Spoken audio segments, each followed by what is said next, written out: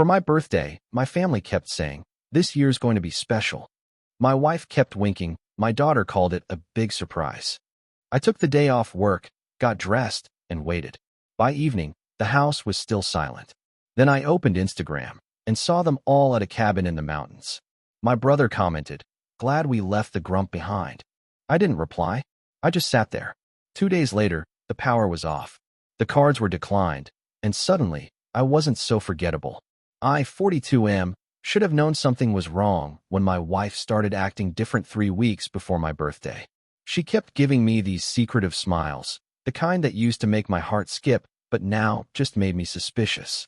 My daughter joined in too, barely able to contain her excitement whenever she looked at me.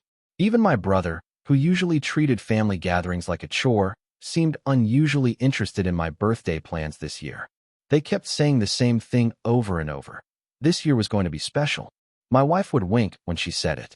My daughter would practically bounce on her toes. My brother would just nod knowingly, like he was part of some grand conspiracy. For the first time in years, I actually felt excited about my birthday. I took the day off work, something I rarely did. Spent the morning getting ready. Even put on the shirt my wife had bought me for Christmas. The house felt different that morning, quiet but charged, like the air before a thunderstorm. I kept checking my phone, expecting messages, calls, something to indicate the surprise was beginning. By noon, the silence was getting uncomfortable. I wandered through the house, looking for clues, waiting for someone to jump out or for the doorbell to ring. Nothing. I made myself lunch and ate it alone at the kitchen table where we usually gathered as a family. The clock on the wall seemed to tick louder than usual. 3 o'clock came and went. Then 5. Then 7. The excitement I'd been carrying all day slowly transformed into something heavier, something that settled in my chest like a stone. I tried calling my wife, but it went straight to voicemail. Same with my daughter. My brother didn't even pick up. By 8:30, I was sitting in my living room in the dark, still wearing that Christmas shirt, staring at my phone. That's when I opened Instagram, just looking for some distraction from the growing pit in my stomach. The first photo hit me like a physical blow. My wife, laughing at a dinner table I didn't recognize. The caption read, "Birthday weekend getaway." Sometimes the best celebrations are the intimate ones. The location tag showed a cabin in the mountains, 2 hours away. I scrolled down. More photos. My daughter making s'mores around a campfire. My brother raising a beer bottle toward the camera. My wife again, this time with her arm around my daughter, both of them grinning like they'd just won the lottery. The hashtags made my blood run cold. Hashtag family time memories, hashtag perfect weekend blessed. Then I saw my brother's comment on my wife's post. "Glad we left the grump behind. This is so much more relaxing without all the negativity." I set the phone down carefully, like it might explode. For a long moment, I just sat there in the silence of my empty house, trying to process what I'd just seen. They hadn't forgotten my birthday. They'd planned around it, planned to exclude me from it, planned to celebrate it without me. The worst part wasn't even the betrayal itself. It was how happy they all looked. How genuinely joyful and relaxed they seemed without me there. Like I was the problem, the dark cloud that had been hanging over their lives, and removing me had finally let the sun shine through. I spent that night awake, staring at the ceiling, replaying every interaction from the past few weeks. Every wink, every knowing smile, every excited giggle. They'd all been in on it. The special birthday surprise was my absence. The next morning, I woke up with a clarity I hadn't felt in years. If they wanted to treat me like I didn't exist, I could make that a reality for them. I'd been the one paying for everything. The mortgage, the car payments, my daughter's college fund, the family phone plan, the streaming services, even the credit cards they all used without thinking twice about who footed the bill. I spent Saturday morning making phone calls. First to the bank, where I moved most of our joint savings into an account only I could access. Then to the credit card companies, where I suspended all the cards linked to my accounts. I called the phone company and had the family plan switched to a basic package that would cover just my line. The streaming services, the gym memberships, the subscription boxes my wife loved, all canceled. The power company was interesting. I asked them about temporarily suspending service due to a family emergency. They were surprisingly accommodating when I explained we'd be away for an extended period. Same with the internet provider. By Sunday afternoon, I'd systematically dismantled the financial infrastructure that had supported our family's comfortable lifestyle. I felt strangely calm about it all, like I was finally taking action after years of feeling invisible in my own home. They came back Sunday evening, pulling into the driveway just as the last light was fading. I watched from the kitchen window as they unloaded their weekend bags, all of them still laughing and chatting like they'd had the time of their lives. My wife tried the front door first, probably expecting it to be unlocked like always. When her key didn't work, I'd changed the locks that morning. I heard her confused voice calling my name. Then my daughter's voice joined in, sounding annoyed. My brother just stood there looking at his phone.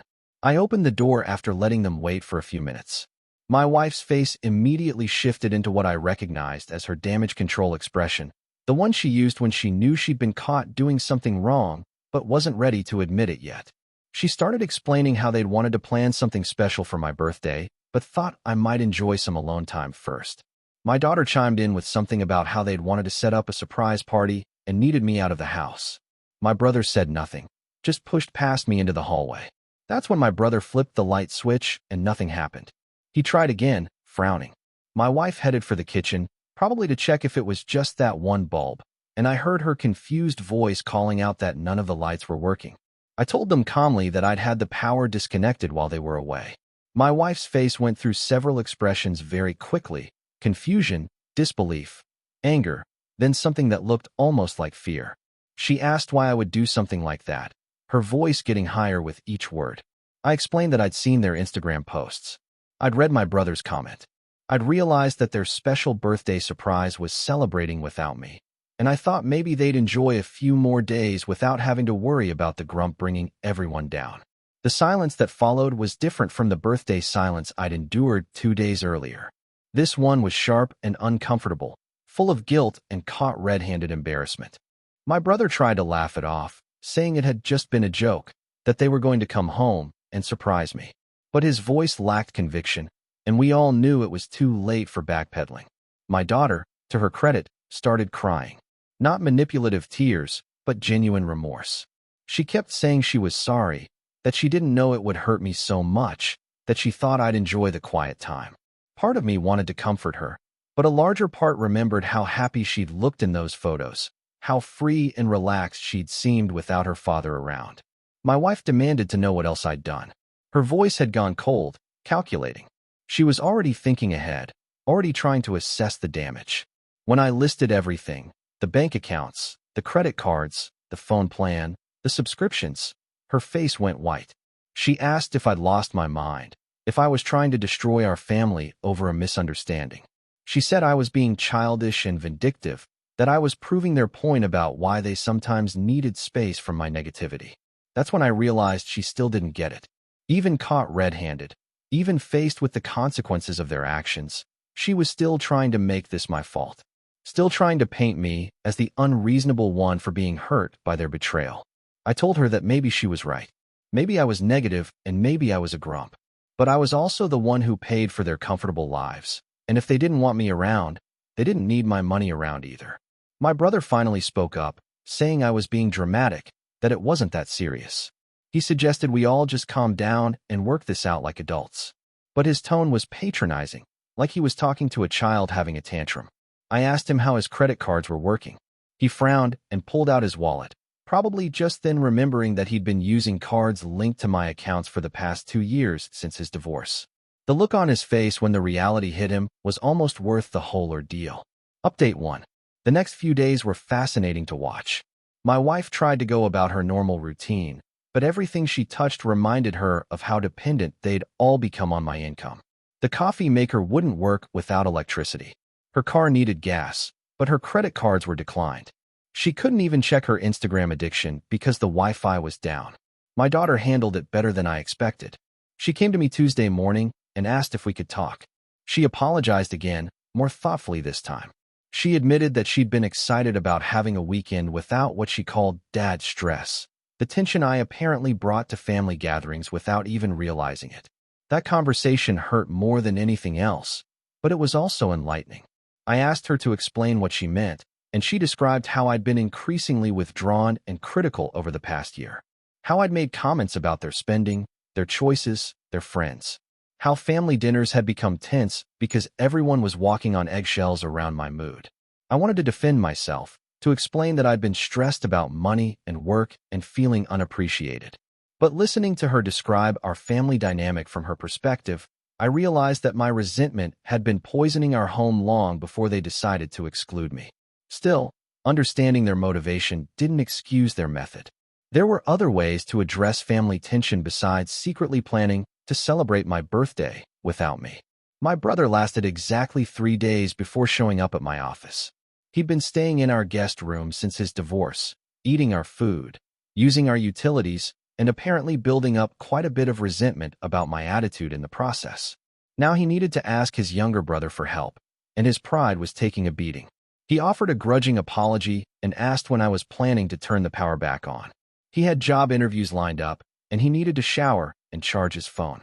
I told him he was welcome to stay in a hotel until he figured out his next move. The conversation got heated.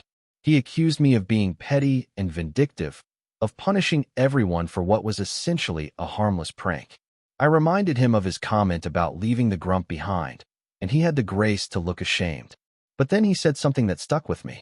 He told me that yes, they'd handled it wrong, but I needed to look at why they'd felt the need to escape from me in the first place. He said I'd become someone people wanted to avoid, and that cutting off their power wasn't going to fix whatever was broken inside me. Update 2. By Thursday, my wife was ready to have a real conversation. She'd spent 2 days at her sister's house, probably getting an earful about what a terrible husband I was. But when she came back, she looked different. Tired, maybe. Defeated. She admitted they'd been wrong to exclude me from the birthday weekend. She said it had started as frustration with my mood lately and had evolved into something cruel without them really thinking about the impact. She apologized for the Instagram posts, for my brother's comment, for letting me sit alone on my birthday, thinking they'd forgotten me entirely. But she also said that our marriage had problems that went beyond this one incident. She'd been feeling disconnected from me for months, walking on eggshells around my criticism, feeling like nothing she did was ever good enough. The birthday weekend had been as much about getting a break from that tension as it had been about excluding me. I found myself apologizing too, for becoming someone my family wanted to escape from, for letting my work stress and financial anxiety turn me into a critical, negative presence in our home, for not recognizing how my mood was affecting everyone around me. We talked for hours that night, sitting in our darkened living room with only candles for light. It felt like the first honest conversation we'd had in months. She told me about feeling lonely in our marriage, about missing the man she'd fallen in love with. I told her about feeling taken for granted, about working long hours to support a lifestyle that no one seemed to appreciate. The financial restrictions I'd imposed had been effective in getting their attention, but they'd also revealed something important about our family dynamic. My worth had become tied to my ability to provide, and their appreciation had become conditional on my willingness to do so without complaint. We agreed to work on both issues. I would focus on addressing whatever was making me so negative and critical. She would work on building a relationship with me that wasn't just based on what I could provide financially. I turned the power back on Friday morning, but I didn't restore all the credit cards immediately. We agreed that everyone needed to be more conscious about spending and more appreciative of where the money was coming from. Update 3. It's been 2 months since the birthday incident, and things are different now. Not perfect, but different in ways that feel more honest and sustainable. I started seeing a therapist to work on the anger and resentment I'd been carrying. Turns out I'd been dealing with depression and anxiety for longer than I'd realized, and it had been manifesting as criticism and negativity toward my family.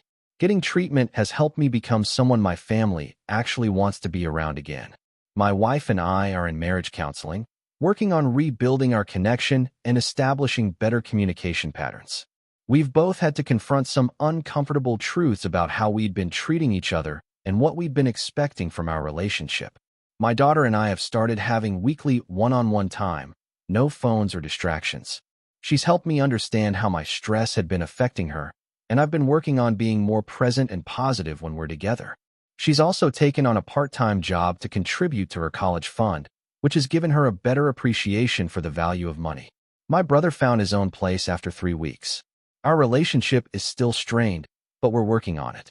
He's acknowledged that his comment on Instagram was cruel and unnecessary, and I've acknowledged that I'd been making him feel unwelcome in what was supposed to be a temporary refuge. The financial restrictions I imposed were temporary, but they served their purpose. Everyone in the family now has a clearer understanding of how our household economics work and what it takes to maintain our lifestyle. More importantly, they understand that my value to the family extends beyond my ability to pay bills, just as their value extends beyond what they contribute financially. The birthday incident was a wake-up call for all of us. They learned that excluding someone to avoid dealing with relationship problems only makes those problems worse. I learned that becoming someone people want to avoid isn't the same as being strong or independent. It's just being unpleasant. We still celebrate birthdays as a family, but now they're more genuine celebrations rather than obligations. Everyone participates in the planning. Everyone contributes something meaningful, and no one gets left behind. Sometimes I think about that night, sitting alone in my dark house, looking at their happy faces on Instagram. It was one of the loneliest moments of my life, but it was also the moment I realized I needed to change. Not just them, me too. The revenge felt good in the moment, but what felt better was the honest conversations that followed. The real work of rebuilding our family relationships. The slow process of becoming someone my family chooses to be around rather than someone they feel obligated to tolerate. My next birthday is in a few months. This time, I'm not worried about what they're planning or whether I'll be included. I'm looking forward to celebrating with people who genuinely want me there, and who know that I genuinely want to be there too.